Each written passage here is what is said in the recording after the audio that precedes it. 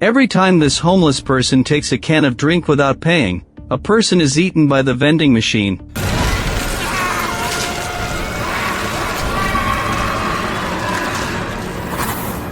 The homeless thought he had found the secret to getting rich, so he recklessly attacked subway passengers and took their belongings as his own. Sometime later, the homeless man underwent a complete transformation and became an elite. On this day, he came to the subway station again, only to find that the person in front of the vending machine looked like his former self. In this way, the homeless man was fed into the vending machine by himself, a small subway station. How many more weird and terrifying stories will happen here? Without further ado, let's start right away. Sarah is a horror story blogger, but her channel is very unpopular with almost no subscribers. In order to save her channel, Sarah decided to go to the local subway station to ask about those hidden urban legends. However, Jason, the subway station master, refused her request after learning about Sarah's purpose. But Sarah investigated his hobbies and found that Jason had a desperate love for alcohol. Coincidentally, Sarah's grandfather owned a winery with many good wines. When Sarah took out the good wines,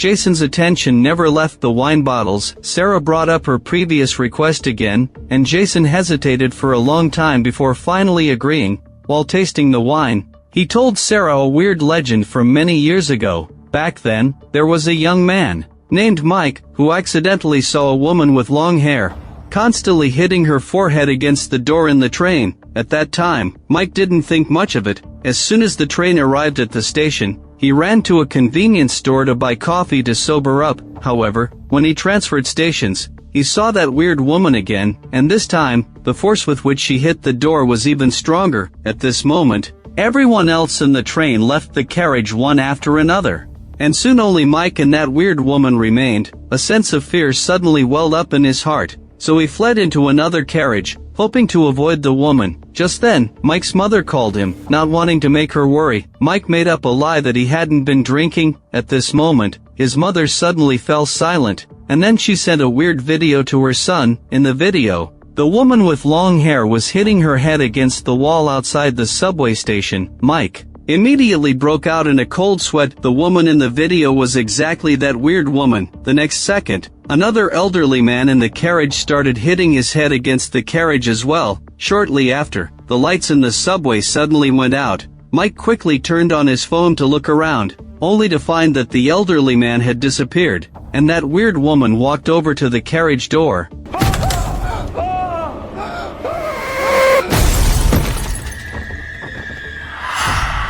Mike was so scared he turned around and ran right away, but the woman wasn't gonna let him get away with this. Mike saw a headless body running right towards him. In that extreme fear, Mike suddenly woke up, only to realize everything just now was just a dream. Mike looked at the old man in the corner, then glanced around. He didn't see that weird woman anywhere, so he finally felt totally at ease. But after what just happened, he didn't have the mood to take the subway anymore. As soon as the local announcement said they'd arrived at Guanglin Station, he hurried off the subway. Just then, Mike realized the line he'd just gotten off had already been abandoned because of an accident. Before Mike could figure out what was going on, that familiar thudding sound rang out again. Before he knew it, the woman had appeared behind him. The next second, she pushed him. He fell into the abandoned station and vanished without a trace after that. But since the surveillance cameras didn't catch any sign of the culprit, the case was finally closed as a suicide. Jason finished telling the story and just finished that bottle of good wine too. Then he dismissed Sarah right away. After getting back to her studio, Sarah told her PD about her idea, only to be spotted by her colleague Lena. Lena's a beauty blogger. Unlike Sarah, Lena's a big-name blogger. She has over 100 times more subscribers than Sarah. Lena's favorite thing to do is make fun of people who aren't as good as her. Now she started mocking Sarah, saying she'd be better off switching careers. At least then she could make ends meet. Sarah didn't say much in response to Lena's taunts. She just worked harder on her account instead. The next day, Sarah once again brought wine to Jason to inquire about new urban legends. Jason didn't expect Sarah to come back, but for the sake of the good wine, he went on to tell Sarah a second urban legend. A long time ago, there was a student at the subway station who spent a ton of money on full-face plastic surgery. One day, she saw a naturally beautiful girl named Meiju on the train. The disfigured girl felt a twisted sort of jealousy towards Meiju.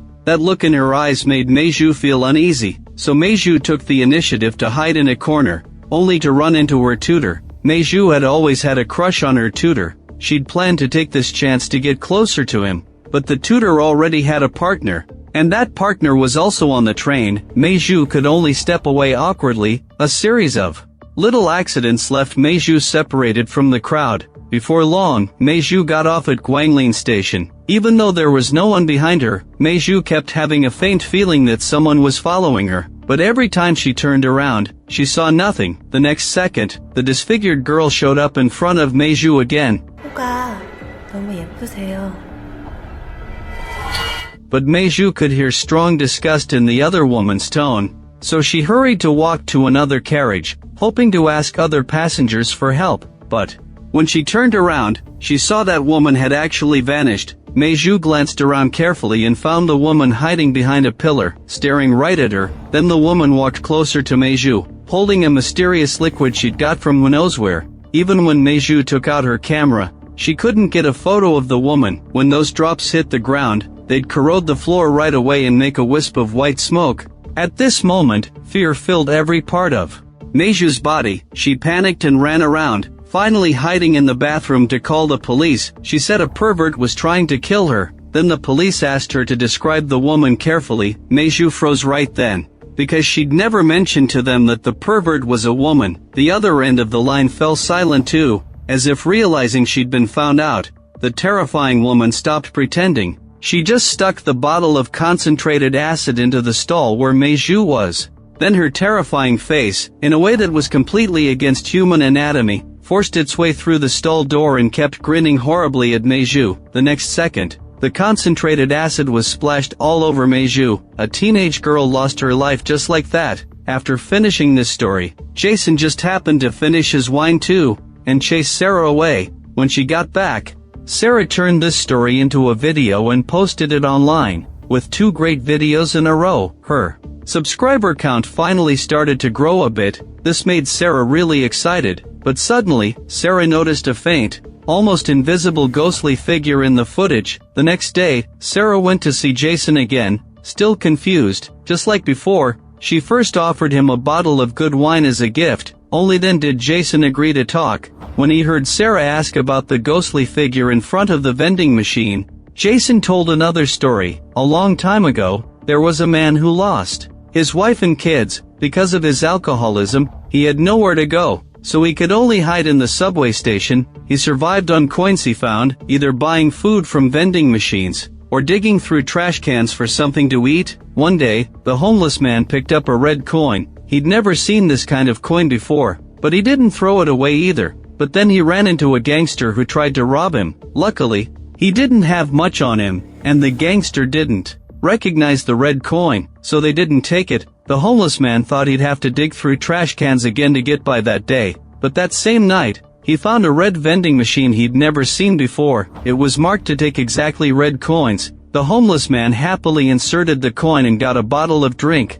But when he pulled the tab open, he found there was nothing inside. When the homeless man was super angry, he noticed the people in the waiting area across from him were gone. Only their clothes and wallets were left behind. The homeless man didn't understand why, but when he rummaged through the wallets, he found a lot of money and 2 more red coins. With that money, he had a full meal for the first time in ages. After that, he bought another one of those red drinks. Then the gangster who tried to rob him that day showed up in front of him again. The homeless man hurriedly pulled the tab on the drink. The gangster collapsed to the ground instantly, then disappeared, leaving only his clothes behind. Right after that, the gangster appeared inside the vending machine, completely naked, but he only struggled for a few seconds before disappearing. 3 more coins appeared next to his clothes.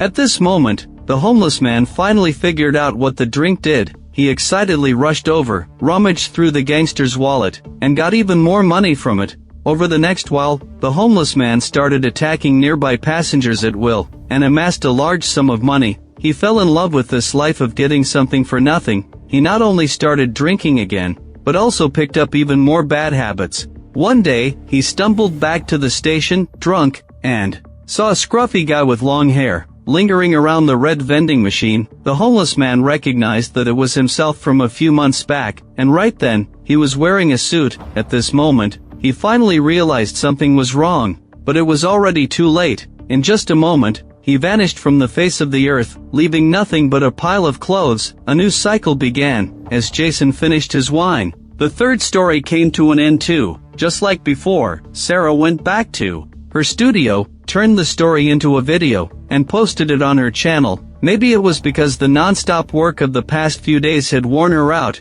She ended up falling asleep during work hours. Sarah had a sweet dream. She not only became a top blogger, but also got together with the handsome producer. But the next second, Sarah woke up from the dream and got back to her work routine. By chance, Sarah saw the producer walking with Lena, and they were teasing each other. Lena shot Sarah another provocative look. At this moment, Sarah realized the producer and Lena had gotten together. From that day on, Sarah turned her anger into motivation, throwing herself fully into her work. She even made the studio her second home. With the release of her third video, Sarah's channel gained a ton of new followers again. Taking this chance, she went to see Jason again, hoping to find out more subway station legends. But this time, even with the wine, Jason refused to say anything more. Jason said his health was really bad and he didn't have much time left, and didn't want to get involved in this anymore. Sarah came back empty-handed for the first time, but when she got back to the studio, she found it was pitch black. All her colleagues who were usually busy working were gone. A little fear crept into Sarah's heart. The next second, the light suddenly came on, and her colleagues poured out to celebrate with her. It turned out that after all her hard work these days, Sarah's channel had gained over 1 million subscribers. Everyone had prepared this surprise party for her. Looking at her skyrocketing subscriber count and the fans' eager comments, Sarah could barely contain her excitement. But among all those comments, one stood out as totally out of place. The person demanded that Sarah delete all her videos related to the subway station. Even though Sarah didn't understand what was going on, her experience as a blogger told her there must be a story worth digging into behind this. So Sarah invited the person to meet at a nearby cafe to talk in detail. On the day of their meeting, a mysterious woman wearing sunglasses showed up at the cafe. As soon as they met, the woman urgently demanded that Sarah delete those videos right away. Sarah wasn't going to agree right away. Instead, she asked for the reason. After Sarah kept pressing her for answers, the woman hesitated for a long time before finally agreeing to tell her the truth. The woman said she'd had a supernatural encounter at Guanglin Station not long ago, and it was connected to the Guanglin cult, a cult that had disappeared many years ago. As she spoke, the woman took off her sunglasses. Only then did Sarah see the terrifying scar over her right eye. Right at this moment, the woman seemed to see something terrifying. She screamed and ran out of the cafe. After Sarah got back, she looked into the Guanglin cult. From her research, she learned that many years ago, all the cult's members had committed mass suicide as a sacrifice, and the so-called Guanglin Station was actually built on the original base of this cult. No wonder there were so many weird things happening there. But still, Sarah's channel was on a roll right now. Even though she knew there was danger, she wasn't going to give up easily. She was determined to make her channel surpass Lena's. Before long, she went to see Station Master Jason again, pestering him to tell her more subway station legends. Jason had to tell her another one. Not long ago, a beauty blogger came to the subway station. She was super pretty and had solid industry knowledge, so she'd gained a ton of followers. On the train, she touched a streak of golden liquid. This made her really annoyed. She kept wiping the weird stuff off her hand. That little delay made her miss her stop, so she had to ride one more station. The blogger got even angrier, so when she got back to the studio, she mocked a smaller blogger who wasn't as successful as her. But this incident made the smaller blogger's producer really upset. The producer went to see the beauty blogger alone, hoping she'd apologize. Right then, the beauty blogger's nose suddenly started bleeding. She hurried to the bathroom to clean up, only to find that her palm had broken out in lots of ugly red spots at some point. The beauty blogger rushed to the hospital right away. After the doctor checked her out, it turned out she'd probably touched something she was allergic to, so the doctor prescribed some anti-allergy medicine. After leaving the hospital, the beauty blogger met the little blogger he mocked again in the subway station. She was about to make fun of her again when her nose started bleeding once more. This time, the bleeding was way worse than before. By the time she rushed into the bathroom, both her hands were already covered in blood. But as she was cleaning up, a beauty blogger saw that her hands were actually rotting fast. The terrifying sight jolted her awake from her dream. It turned out everything just now had been a dream. She checked her palms right away. Other than those red spots, there was nothing wrong. Only then did she relax a little. Just then, a commotion broke out outside. It turned out the smaller blogger she'd mocked had collected urban legends lately, and had hit 1 million subscribers. All their colleagues were celebrating. For her, the beauty blogger was upset, but she had to put on a fake smile and join in. After the party, on a whim, she got on that same train, lost in her own thoughts. Right then, her nose started bleeding again. She rushed to the bathroom as fast as she could, only to find her hands were rotting just as quickly as they had in her dream. The rot was spreading all over her body. Before long, it had spread up to her neck. Even though the beauty blogger realized something was seriously wrong, this was definitely not the allergy the doctor had talked about. She still took out that anti-allergy medicine, planning to put it on her hands, but she dropped it by accident. Then, her whole body became rotten and started oozing pus, and green leaves began growing out of all the rotten spots. Before long, the beauty blogger's body was covered in plants. In the end, she died in the bathroom in a weird way, and that blogger was none other than Sarah's colleague, Lena, maybe. Because she'd heard so many weird stories, Sarah didn't feel all that scared this time. Instead, she kept pressing Jason about the Guanglin cult. When Jason heard that name, he fell silent for a moment, then said there were rumors that the cult's leader was still alive, but he didn't know the details. But Jason had a way to let Sarah find out the truth. When Sarah heard this, she perked up right away. Then Jason told her that every Friday at 3:34 a.m. a special train passed through Guanglin Station. Maybe the cult leader was hiding on it. As soon as she heard this, Sarah sprang into action. She waited at the subway station until 3:30 a.m. As Jason's specified time drew near, Sarah noticed a guy carrying a cat carrier had appeared in the station. Even though he kept his head down, playing on his phone, Sarah had a feeling he was actually watching her. Before long, the train Jason had mentioned arrived at Guanglin Station right on time. Sarah saw the mysterious guy was still sitting there playing on his phone, with no intention of getting on the train. Sarah hesitated for a moment, but decided to get on board to find out what was going on. In the blink of an eye, the guy with the cat carrier had actually appeared on the train. This time, he wasn't staring down at his phone anymore. Instead, he was staring at Sarah with a weird look on his face. This made her break out in a cold sweat. She hurried to distance herself from him and fled to the next carriage. Just then, the guy actually chased after her. Right after that, the entire train suddenly went dark. By the time Sarah took out her phone to light the way, the guy was already right next to her. The next second, Sarah was scared out of her wits by this sight and tried her best to run out. Just then, it seemed like the train had arrived at the station. Sarah hurried to rush out of the train door. The headless man just stood at the train door, and didn't take that final step in the end. Sarah thought she'd escaped danger and was about to breathe a sigh of relief, but found that the environment here was very similar to the Guanglin Station, except it looked much more rundown, as if it had been abandoned for years. It was pitch black all around. Sarah didn't rush to the subway station exit recklessly. Instead, she searched around for clues that could help her get out.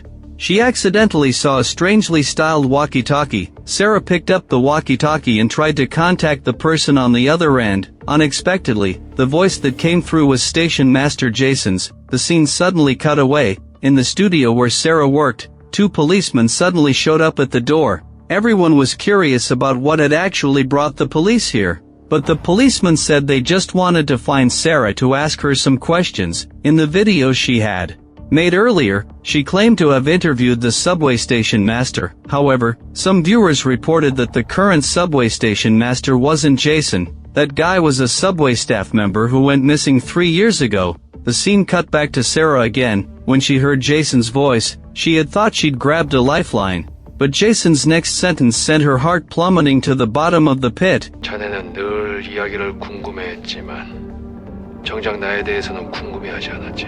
Then Jason started talking about what happened 3 years ago, back then. Jason was on the night shift at the subway station, with another security guard named Jiancheng. Suddenly, he thought he saw a figure pass by on the monitor, so Jason told his colleague Jiancheng, the man with the cat carrier earlier, to go check out that area. Jiancheng told Jason over the walkie-talkie that there was nothing there. Just as Jason was thinking he might have misseen something, the monitor started flickering weirdly again. Jason tried to contact Jiancheng right away, but this time, no matter what he did, he couldn't get through. A faint sense of unease had started to creep into Jason's mind, but he still mustered up the courage to go to the scene and check. The next second, a train with flashing red lights appeared behind Jason. He had no way out now, so he had to get on it. As soon as Jason stepped inside, something weird happened. He was so scared that he collapsed to the ground right then and there. After Jason calmed down a little, he decided to go to the train's cab to drive it back to Guanglin Station. But when he got to the cab, he found it was empty. What's more, the train had actually started moving on its own. Jason watched as all sorts of terrifying changes happened around him. Countless mysterious runes written in blood had appeared on the windows. Ghostly hands were slapping against the outside of the train everywhere. Jason immediately hit the emergency stop to try to stop all this, even though he managed to stop the train with great difficulty. The weird occurrences didn't stop there. Right at this moment, Jiancheng's voice came through Jason's walkie-talkie again. Jason, thinking he'd found a savior too, told Jiancheng where he was. Before long, Jason saw Jiancheng's face, but only his face, and it was being held in the hand of a terrifying figure. Then the train started moving again. This time, Jason never got the chance to escape. After Jason finished telling his story, Sarah realized she had somehow ended up back in the train carriage again. Now Sarah was the one trapped. Jason stood outside the train, staring at her with a weird smile. Right after that, Sarah saw that in the darkness, Jason had actually turned into someone who looked just like her. And with this new identity, a new cycle began. The movie ends here. The Eerie Train was released in July this year, as a low-budget horror film. It has achieved an excellent standard in both creativity and plot. Its control of the horror atmosphere, in particular, makes viewers feel like they're right in the middle of the action. While it has a few minor flaws, the merits far overshadow them. If you like this type of movie, it's recommended that you watch the original film. That's it for today's video. Thank you all for watching. Your likes, comments, and follows are the best encouragement for us. See you next time.